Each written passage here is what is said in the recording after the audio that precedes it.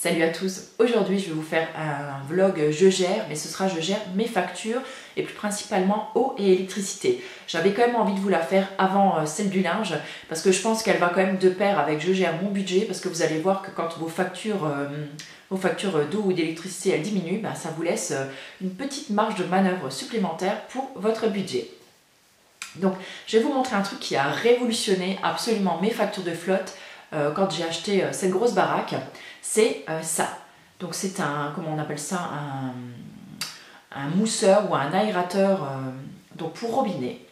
Donc en fait vous allez venir mettre ça donc, dans l'embout de votre robinet. Donc il y a un petit morceau qui se visse, donc juste à la base, en fait à la sortie d'eau. Vous remplacez celui qui est à l'intérieur par celui-ci. Celui-ci, il sert en fait donc à aérer la flotte. Donc il est tout perforé de plein de petits trous.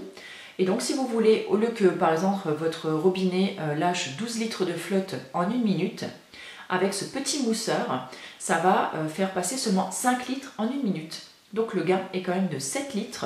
Donc vous imaginez 7 litres en moins, donc ça veut dire 7 litres en moins sur votre facture de flotte. Je veux dire, et j'en ai équipé donc tous les robinets de ma maison. Donc c'est un petit coût à l'achat, mais c'est vraiment pas très cher.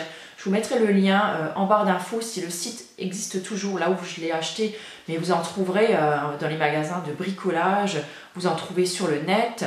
Enfin, vous en trouvez vraiment partout. Je trouve ça absolument génial. Vous allez faire des économies terribles avec ça.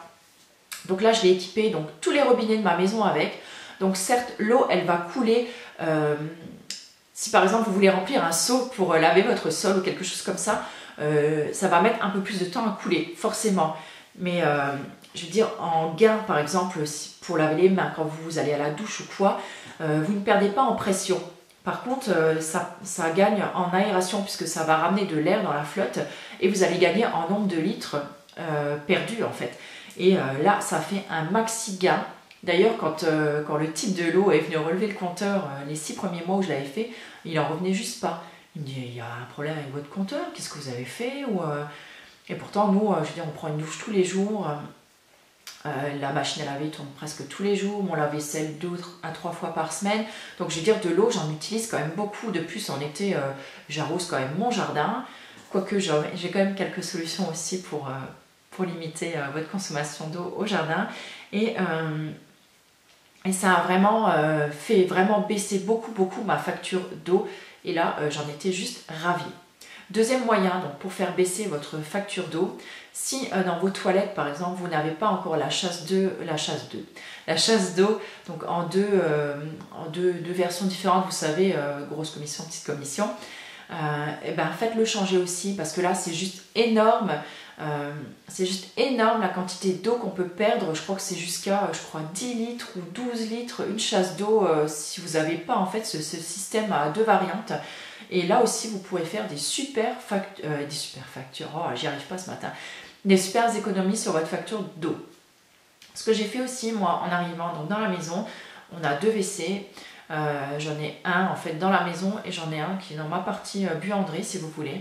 Donc dans la partie buanderie, personne n'aime y aller parce que c'est le WC où il y a beaucoup de toiles d'araignée ou de choses comme ça parce que la buanderie en fait elle est dans la grange. Et donc mes enfants ont détesté aller là-bas, mon mari pas plus que ça non plus. Donc ce qu'on a décidé de faire, c'est de mettre des toilettes sèches en fait. Donc mon mari m'a fait quelque chose de tout simple, hein. Donc 2 tasseaux fixés sur le mur, une planche par-dessus, un trou sur lequel on a mis une lunette de WC, un autre trou à côté dans lequel j'ai mis mon bac à sciure. Donc je vous remettrai sous la vidéo également un article. Il me semble que j'avais fait un article sur le blog tout au début de mon blog. Et là c'est pareil. Là vous n'utilisez pas d'eau du tout. Ces toilettes ne sentent pas mauvais. Vous mettez juste de la sciure dessus. Moi après je verse ça sur le compost. Bon après c'est vrai que peut-être le goûter peut-être pas très ragoûtant, ou si vous vivez en appartement forcément vous ne pourrez pas le faire.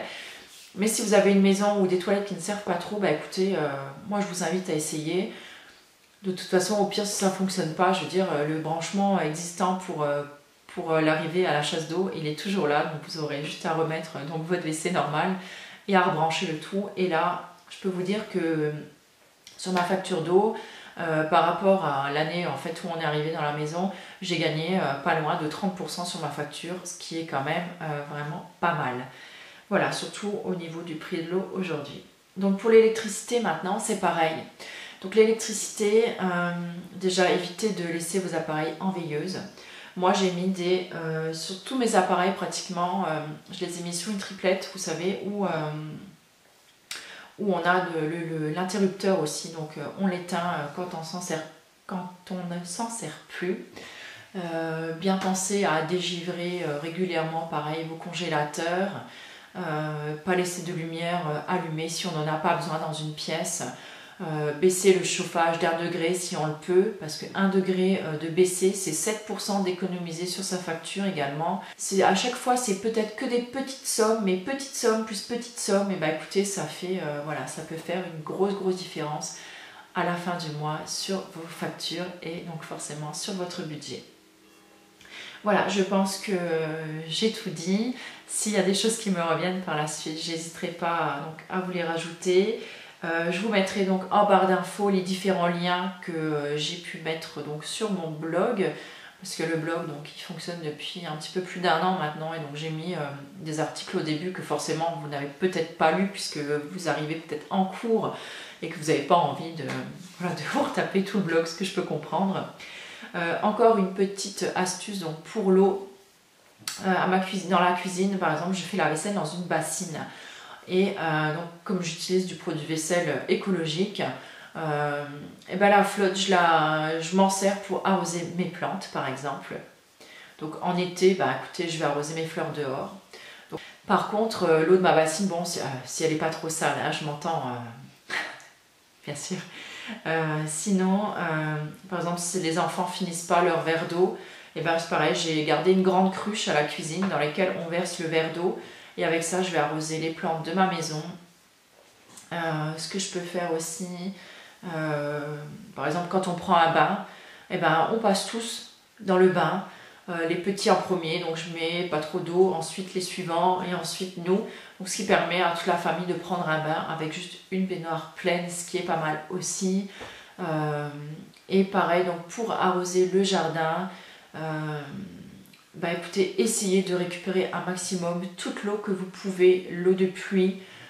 Essayez de récupérer l'eau que vous avez fait votre vaisselle dedans, si elle n'est pas trop sale, pour arroser votre jardin. Bah écoutez, ça fait très bien l'affaire aussi. Et tout ça, c'est des petites choses qui vous permettront de réaliser des économies et qui sont bonnes aussi pour la planète. Voilà, je vous fais plein de gros bisous et puis je vous dis à plus. Bye!